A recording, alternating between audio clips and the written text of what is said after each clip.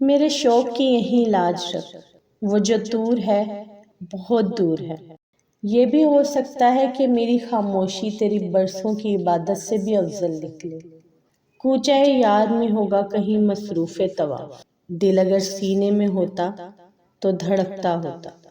وہی تو فیصلہ کرتا ہے پتھر کے مقدر کا، کسے ٹھوکر پر رکھنا ہے کسے اسود بنانا ہے۔ ہر روح اپنی اصل کی جانب کشش محسوس کرتی ہے، اسی کشش کا نام عشق ہے۔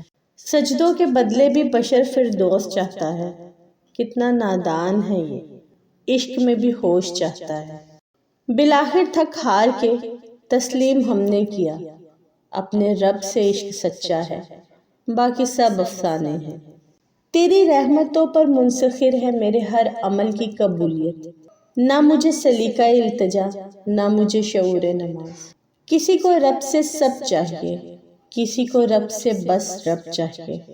نماز عشق ہے یہ خام و خواہ نہیں ہوتی، ہر ایک شخص سے تو یہ ادا نہیں ہوتی۔ خیال یار میں گزرے یوں ہی زمانے پھر، صلاۃ عشق میں مغرب عشاء نہیں ہوتی۔ میری عرض تمنا بھی عجب عرض تمنا ہے کہ تم کو مانگتی ہوں اور تم ہی سے مانگتی ہوں۔ ان کی رحمت ہی سے امید کرم ہے، ورنہ ایسی مجرم ہوں کہ کہتے بھی حیا آتی ہے۔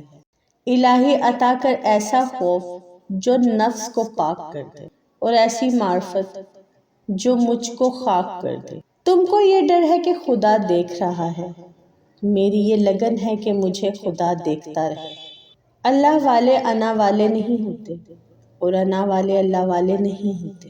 عشق کے کوہ کاف میں ہوں، عقل کے اتکاف میں ہوں، پہلے پہل عزیز تھی دنیا، آج کل اختلاف میں ہوں۔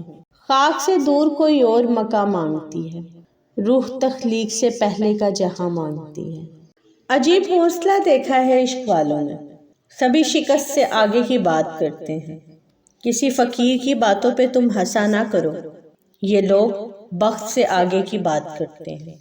قرب الہی اسے ملتا ہے جو اپنے وجود کو مٹا دیتے ہیں۔ اللہ سے دوستی میں ایک لمحہ ایسا آتا ہے جب تنہا رہنے سے ڈر نہیں لگتا، تلخ لہجوں پر آنکھیں نم نہیں ہوتی، سخت الفاظ دل نہیں توڑتے۔ اذیت زیادہ ہو یا کم، نرم گرم سی مسکراہٹ میں سکون ملتا ہے، کلمہ شکر کہنے میں قرار آتا ہے۔ لیکن اللہ سے دوستی کا یہ مقام یوں ہی نہیں آتا، جل کر کندن سے سونا ہونا پڑتا ہے، نفس مارنا پڑتا ہے۔